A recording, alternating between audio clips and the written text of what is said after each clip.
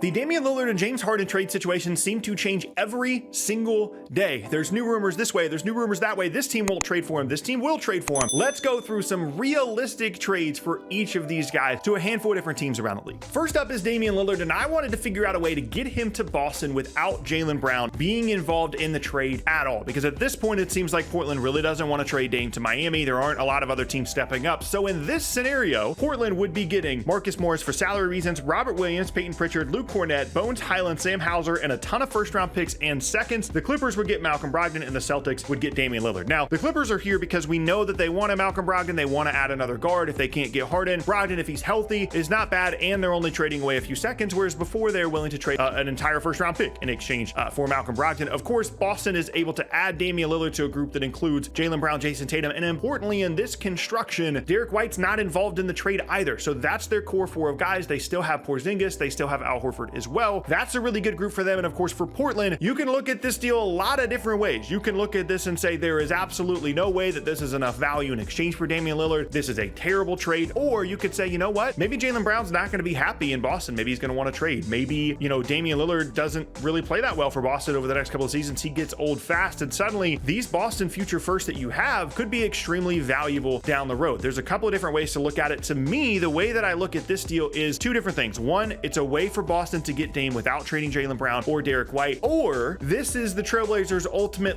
we're not trading Dame to Miami. Stop asking us. We're over it. We're tired of it. We're going to send him to a team where he's going to have postseason success. He's going to have a ton of guys around him that he knows can play extremely well in the wings and help protect him defensively. And Portland might look at this as a better or equal deal to what Miami can offer. And at this point are just deciding we're just going to trade him anywhere but Miami that matches their level of offer. And in this case, that would be Boston. I'm not saying that this is exactly what the deal would look like. I'm not saying that this is even equal value in exchange for Damian Lillard, but the landscape right now tells us that Portland is unwilling to send him to Miami. So trying to find other places that are realistic is difficult, but I do think Boston is one of them. And I don't think Boston's trading Jaylen Brown or Derek White for Dame. And this is the only way I could make all of those things happen collectively. Next up, let's talk about James Harden to the Clippers. In this deal, the Clippers are getting James Harden in exchange for Marcus Morris, Robert Covington, Terrence Mann, and a 2030 first-round pick. To me, this is what it would have to look like if the Sixers were actually willing to trade James Harden and not get a true star in return. Terrence Mann has to be in the deal, salary relief has to be in the deal, and those players providing salary relief have to be bigger wings that can help them on the defensive end of the floor, in addition to the first-round pick you're getting from the Clippers here as well, because that allows Philly to maintain salary cap space for next offseason to add a star that can be part of their pitch to Joel Embiid and say, you know what, this season might not be as good as you were hoping. Yes, Harden is gone, but we're going to have full max contract space next offseason if we try and find a way to dump Tobias Harris or just open up that salary cap space. We'll get you a star, and this year we're going to be the best defensive team in the league with all these wings. Tyrese Maxey's going to take a step forward. Just stay, just wait it out. And even though they're not getting a star in exchange for Harden, they can get one next offseason with cap space and still have players like Mann as well as that first round pick to try and continue to add assets. And for the Clippers, if they're not willing to trade Terrence Mann for James Harden, then they're just not all that serious about trading for James Harden in the first place. And that's fine, but you have to trade something in exchange for the guy. And at this point, with where their team is going, their roster is going, they desperately need a player like Harden that can create, not only if Paul George and Kawhi aren't healthy, but just in general, they've been desperate for a top tier backcourt player. And Harden still at this point in his career represents that as a player. And this to me would be a nice middle ground between what each of these teams need to finally resolve the Harden situation. Next up, let's talk about Damian Lillard to the Heat. Just as a refresher of exactly what this deal would look like, the Heat would get Damian Lillard in exchange for Tyler Hero, Duncan Robinson, the guy they just drafted, Nikola Jovic, and 2 first-round picks. Tyler Hero in this scenario would almost certainly be sent to a different team in exchange for a first-round pick, but I'm just putting it here just to make things less complicated on the screen, so there's not 3 and 14 deals on the screen. This one, to me, is probably ultimately what the deal is going to look like if Dame does end up getting traded to Miami, and at this point, it is just a question of whether they are willing to do so, which we talked about in the first deal. But I still wanted to include this in the video because you can compare this return to what Boston could potentially trade even without including Jaylen Brown or Derek White, and you tell me which is a better return for Portland, because the assumption at this point is that Miami is the only team that can trade for him. They're the team that can actually give up a ton where Dame would actually want to go and play. But if you can get close or exceed the value level that Miami can trade in exchange for Dame, the way that I think Boston can, you can be players in this. And really, I want to understand, do you guys think, which deal do you guys think would be better for Portland? The Boston one from earlier or this one to Miami? Okay, for this next one, let's get a little weird. Let's say that it's February. It's at the trade deadline. James Harden is just not playing particularly well for the Sixers, or he's just not there in general. and he still has not been moved, and he's just not showing up to the team. What if the Lakers called and said, you know what, we've been saving these contracts to try and trade for Kyrie, but things are going well for him in Dallas. We're not going to do that, but we'll take James Harden off your hands. We'll give you Rui, we'll give you D'Lo, and we'll give you a first-round pick in exchange for James Harden. That gives you a perimeter creator in D'Lo, that gives you a versatile front court player in Hachimura alongside Embiid, and it gives you a future asset as well. At that point for Philadelphia, when your options include trading Harden for something, keeping Harden on the roster, him not playing particularly well, and or losing him that offseason for absolutely nothing, in that scenario, I could see the Lakers stepping in as a realistic option for James Harden. This trade doesn't make sense right now because these contracts that they would need to use to match Harden's salary are not eligible to be traded for another couple of months. But once we get towards the deadline, or even before that, this could be a realistic option as the Lakers really upgrading their roster the way that it seems like they want to, structuring these contracts the way that they have. And again, the Sixers finding some kind of resolution to the Harden situation. Second to last now, let's talk about Damian Lillard to the New York Knicks. In this construction, the Blazers would get RJ Barrett, Evan Fournier, Quinn Grimes, and a couple of first-round picks in exchange for Dame. For the Knicks, they can trade more first in this. You can add more young players to this if you'd like, but the concept for Portland is very obvious. They're trying to get back assets and young players, even if they don't fit their team particularly well. They just want to get as much as they can in exchange for Dame, and the Knicks are adding Dame alongside, yes, Jalen Brunson to be one of the worst defensive backcourts in the entire league, but still, it would be an interesting group to see exactly how much offensive firepower you could put on the floor to then still try and overcome how bad they would probably be defensively, specifically in the backcourt. You could also switch out